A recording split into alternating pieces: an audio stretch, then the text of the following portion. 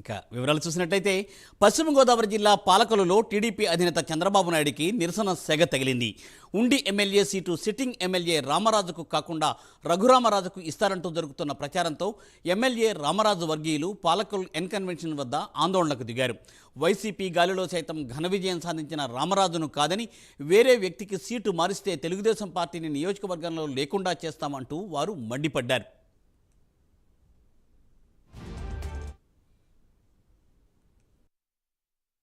మేము 5 సంవత్సరాల్లో ఈ 2019లో ఎదురుగాలికి వైఎస్ఆర్ ప్రభుత్వం ఎదురుగాలి చేసి ఈ రోజు వరకు మేము ప్రజలు ఉండి ఈ రోజు మేము చేసుకుంటా ఉంటే ఎక్కడ రాష్ట్రంలో మార్చకుండా ఒక ఉండి నియోజకవర్గంలోనే సిట్టింగ్ ఎమ్మెల్యేలు మారుస్తున్నారు. కాబట్టి ఇవాళ కార్యకర్తలు, నాయకులు, పార్టీ అందరూ మనోవేదన చెంది ఈ రోజు చంద్రబాబు నాయుడు గారి దగ్గరికి వచ్చి మేము చెప్పుకుంటూ వచ్చి మా ఆవేదన ఈ రోజు వరకు మాకు క్లారిటీ ఇవ్వట్లేదు.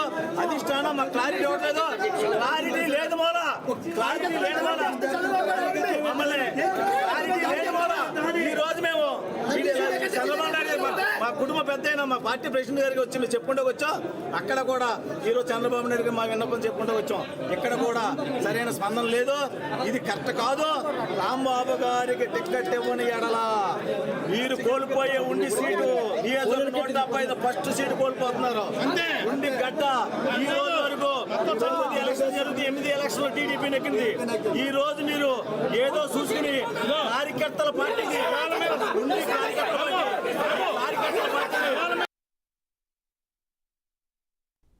మరి ఇదిలా ఉంటే ఉండి టీడీపీ ఎమ్మెల్యే రామరాజు మాట్లాడుతూ చంద్రబాబు నాయుడు ఉండి అసెంబ్లీ సీటు విషయంలో ఎటువంటి ప్రకటన చేయలేదని అన్నారు. మీడియాలో వచ్చిన కథనాల వల్ల తమ కార్యకర్తలు కొంత ఆందోళన చెందుతున్నారని అన్నారు. తెలుగుదేశం పార్టీ అధిష్టానం నిర్ణయం తమకు శిరోధార్యమని రామరాజు పేర్కొన్నారు. అదే సమయంలో కార్యకర్తల అభిప్రాయాలు కూడా తాను గౌరవించవలసి ఉంటుందని ఆయన వ్యాఖ్యానించారు. అంటే తెలుగుదేశం క్యాడర్ని డిస్టర్బ్ చేద్దామని కొన్ని మీడియా సంస్థలు పనిచేస్తున్నాయా, లేకపోతే ఆ మీడియా సంస్థల యొక్క ఉద్దేశం ఏమిటో తెలియదు మాకు. దాని మీద కార్యకర్తలందరూ కూడా కొంచెం వాళ్ళందరూ ఇబ్బంది పడతా ఉన్నారు. ఏంటి, మన స్థానికంగా శాసనసభ్యులు 2019లోనే గెలవడం జరిగింది. ఫ్యాన్ గాలిలో కూడా ఎప్పుడు తెలుగుదేశానికి తల్లి లాంటి నియోజకవర్గం. ఈ యొక్క నియోజకవర్గంలో ఎప్పుడు కూడా ఇబ్బంది లేదు. ఎప్పుడు కూడా తెలుగుదేశం పార్టీ యొక్క బలం కానీ, చంద్రబాబు నాయుడు గారు కానీ, ఎన్టీ రామారావు గారు కానీ, కళ్యాణ్ రామచంద్రరావు గారు, శివరామరావు గారు కానీ అందరూ కూడా నీతి నిజాయితీతో నిబద్ధత పనిచేయడం వల్ల ఈరోజు ఈ కాన్స్టిట్యున్సీని ఎప్పుడు కూడా సేఫ్ జోన్లో ఉంది. అటువంటి సమయంలో ఇలాంటి వార్తలు రావటం కార్యకర్తలు జీర్ణించుకోలేకపోతా ఉన్నారు. అదే జరుగుతూ ఉంది.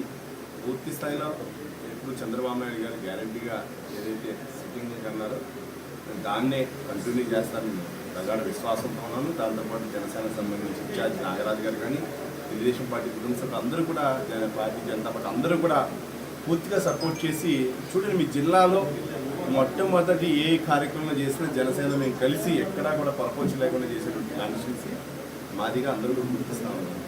దానికి కారణం ఆయన కూడా యాస్పిరెంట్ అడిగినప్పుడు వాళ్ళ నాయకులు కూడా ఏం చెప్పారు, సిట్టింగ్ ఎమ్మెల్యే కాబట్టి అంటే మీకు ఇవ్వలేకపోతున్నాం అని ఆయన కూడా నచ్చ చెప్పారు. అదే నచ్చ చెప్పి నేను కూడా చెప్పాను. అలాగే ముందరికి వెళ్ళాం మేము అందరం కూడా.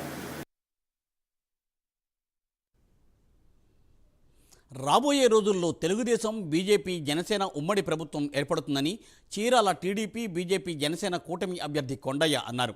ఎన్నికల ప్రచారంలో భాగంగా ఆయన మాట్లాడుతూ జగన్మోహన్ రెడ్డి ప్రభుత్వం గడిచిన 5 సంవత్సరాల్లో ప్రజలకు చేసింది ఏమీ లేదని మండిపడ్డారు.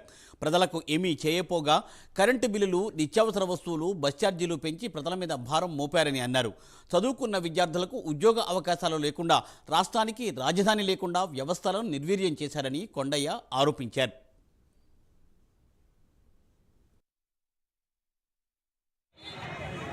ప్రజలందరినీ ఏ రకంగా జగన్మోహన్ రెడ్డి గారి యొక్క ప్రభుత్వం కష్టపెట్టింది. అన్ని వర్గాల తాలూకు పథకాలను రద్దు చేసి కేవలం నవరత్నాలని చెప్పి బటన్ల కార్యక్రమం పెట్టి ఈ రాష్ట్ర ప్రజలందరినీ, అన్ని వర్గాల వారిని ఏ రకంగా నష్టపరిచిందో ఆ విషయాలన్నీ వాళ్ళ బజారులో ప్రజల ముందు ప్రజాక్షేత్రంలో తెలుగుదేశం పార్టీ తరఫున చీరాల ఇన్ఛార్జిగా ఖచ్చితంగా